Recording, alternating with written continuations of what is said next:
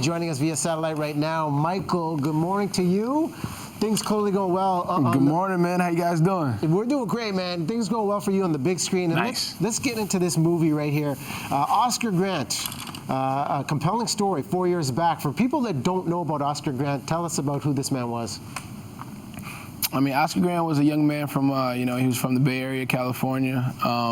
He was handcuffed, face down, shot in the back, murdered by the BART Transit Police on New Year's Day, 2009. And the movie basically takes place over the last day of his life, the last 24 hours of his life on New Year's Eve, which just so happens to be his mom's birthday. It was a very eventful day for him. People also often associate New Year's as like starting over fresh, turning over a new leaf, whether it be, quit smoking, maybe stop drinking, maybe lose a little weight, et cetera, et cetera. But for, Oscar, it was like letting down his family members and themselves, like basically, him trying to, start fresh, start over, regardless of his past, the mistakes that he's made, he was trying to move forward, being the best person he could be. And unfortunately, it wasn't in his cards. Well, Michael, this was a controversial shooting, and the unique thing about this scenario is it's a movie based on a true story, but the video of the actual shooting is available online, and many people saw this, many people were impacted by this. What was your initial reaction when you saw the video on YouTube? I mean, about 4 years ago, just being, upset, sad, feeling frustrated, pissed off, angry. Very, very frustrated, feeling helpless, like I wanted to do something. Wanted to, somehow get his life back somehow, or wanted to do something to stop it or prevent it from happening again, and not really having an outlet. Sometimes as an actor, you can't really voice your opinion on certain, controversial matters like this all the time because it's just, it becomes messy.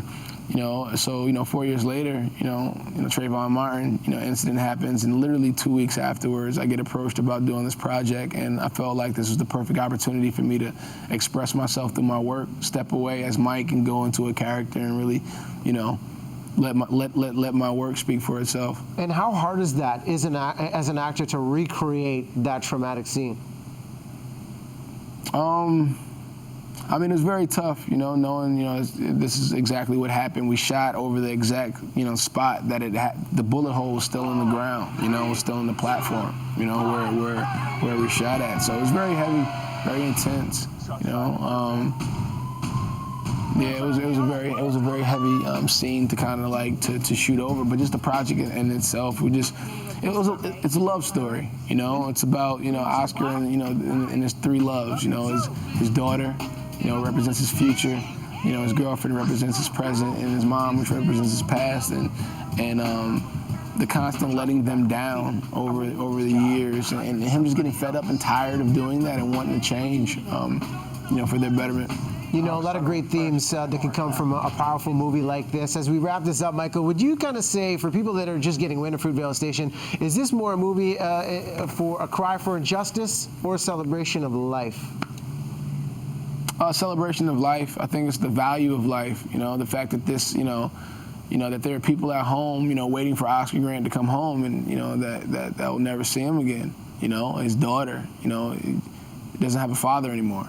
His mom doesn't have a son. His girlfriend, he's a life. And his life mattered to people, and I think,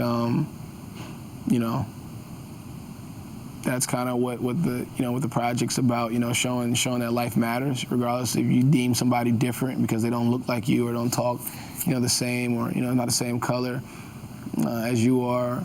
All life matters. I think it's going to be a film that definitely gets people talking on many levels when it comes to violence, empathy, and the idea of racism that still exists. Michael, thanks for joining us, man. It's a very important movie right here.